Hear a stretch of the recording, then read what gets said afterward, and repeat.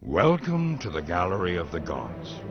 Here you will meet the deities who in ancient belief shaped the destinies of men and determined the fate of Troy.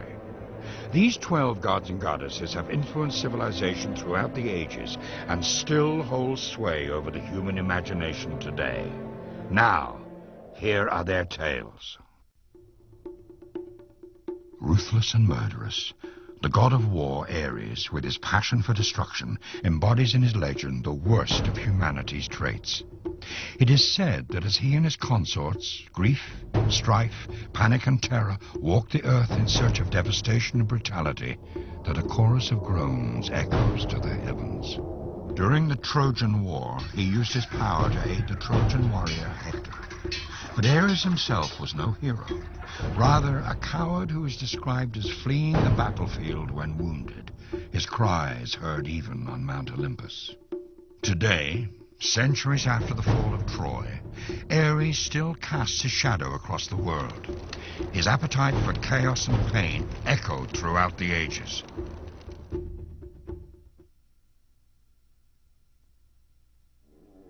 On Mount Olympus, where all other gods are beautiful, only Hephaestus, god of fire, is described as ugly.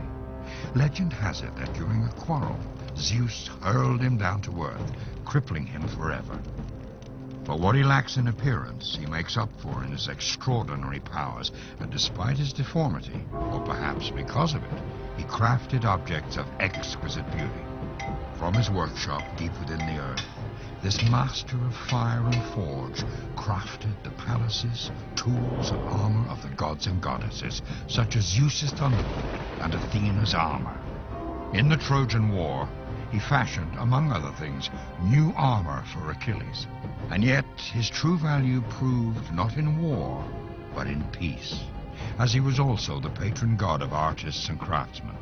The benevolent Hephaestus has bestowed gifts of great beauty and skill on humanity, his gentle character visible in the details of man's great artistic designs and achievements. The only god who is said to have a mortal parent was Dionysus, the god of wine and the grape. His magical gift distilled from the vines was the bringer of both ecstasy and madness. His intoxicating creation can kindle revelry in its drinkers and also ignite drunken chaos. In ancient times, his worshippers would gather in the forest and dance in his honor, drinking until they reached a primal frenzy. The warriors of Troy sought relief from the fury in his potent brew. Indeed, this is true for war throughout the ages. But Dionysus was also known as the god of the theater, and some of the world's greatest ancient poetry was written for him, and all those who participated, from the writer to the actors and singers, were thought to be his servants. So next time you have a glass of wine, raise your cup to Dionysus, but never forget that it is a fine line between blessing and ruin when it comes to the power of the vine.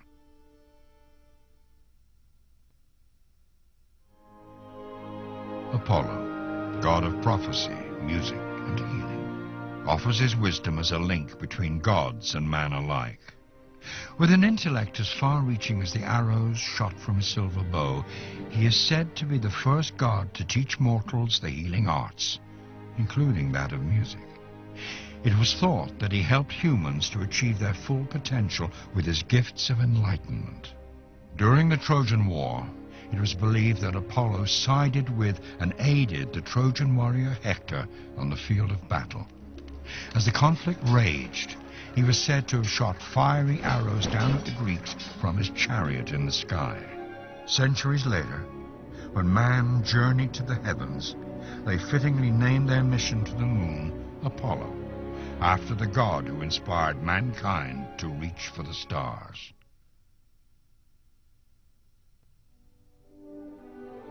With water covering over 70% of the world's surface, it is only natural that a god should be appointed the duty of ruling over it and all its wonders. Poseidon serves as such. As temperamental as the sea itself, he watches and controls his domain from deep beneath its surface. During the war, Poseidon favored the Greeks, a seafaring people. But when they set sail for home, arrogant in victory, he unleashed a storm, wreaking havoc on their fleet. Whether it be through gentle breezes or crashing waves, Poseidon, his trident in hand, still speaks to us today, a force as eternal as the tides.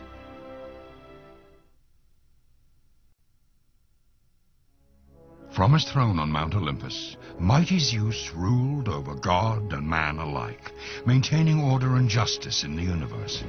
His thunderbolt of vengeance, the most feared weapon on earth and in the heavens. As combat raged at Troy, other gods picked favorites among the warriors, but Zeus refused to take sides, using his golden scales instead to balance the destinies of Troy's heroes. Yet it was he who bestowed upon Paris the fateful task of judging which goddess was the fairest, and as fate would have it, was also the father of Helen. This god of gods was no paragon of virtue. The most disloyal of husbands, his pursuit of goddesses and mortal women alike left a trail of deception, heartbreak, and violence across the ancient world. From the global celebration of the Olympic Games to the awe-inducing temples and monuments erected in his honor, Zeus's legend remains as strong as the god himself.